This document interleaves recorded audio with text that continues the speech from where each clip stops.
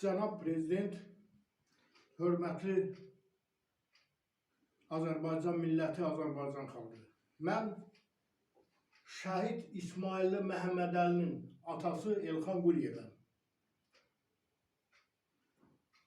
Dünya çempionatlarının, beynəlxalq turnirlərin, dəfələrlə Azərbaycan çempionu olmuş bir şəhidin, qəhrəman bir şəhidin valideyniyəm. Quliyev Elxan İsmailoğlu. Bu günlərisi mən getmişdim təsərrüfata, qayıdıb gəlmişəm. Görürəm evdə, üzr istəyirəm sizdən çox-çox. Uşaqların anası, yəni yoldaşım, təzyiqi qalxıb, şəkəri qalxıb, xəstədir. Deyirəm, nədir? Deyir, belə-belə.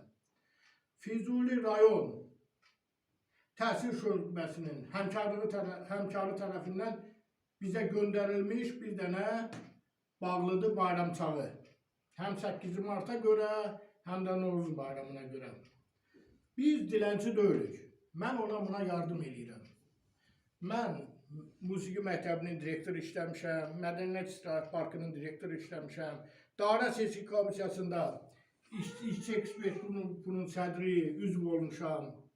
11 il. Sonra məni Xoralı şəhər mədəniyyət evinə direktor qoyublar. Özüm öz ərizəmlə çıxıb işdən. Gəlmişəm, təsərrüfat yaratmışam. Yəni, mən mədəniyyətdə oğlum təhsil olandan sonra konsertdə zada iştirak eləmək istəmirəm. İndi gətiribdir bizə, bax bunu yerdən düzmüşəm ki, görürsün. Bir dənə sokdur, pesokdur, düyüdür, çaydır, vermişildir, undur, simişka yağıdır. 17-18 manatlıq. Şəhid valideynləri dilənçi deyirlər.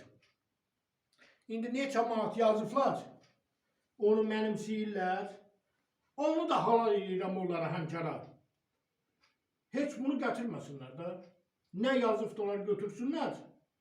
Bu 17-18 manatlıq, 19 manatlıq bir şeyi gətirib bizə verməsinlər. Şəhid ailəsinə yaraşan fayda. Şəhid ailəsinə bu təhqirdir.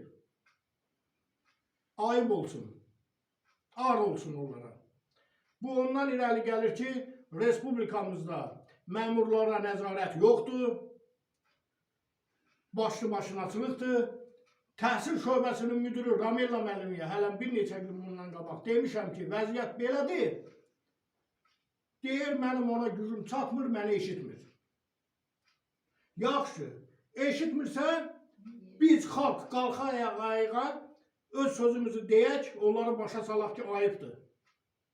Şəhid ailələri dilənçi deyirlər. Şəhid ailəsini vermişimə duruya göndərməzlər. Mən ona buna yardım edirəm.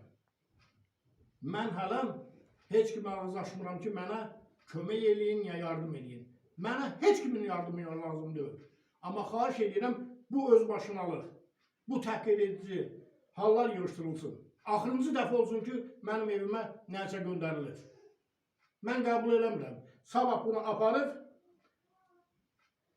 qoyacam asfalta, kimlərin imkanı yoxdursa gəlsinlər götürsünlər. Vəssalam, bir belə, artıq deyiləcək bir sözüm yoxdur.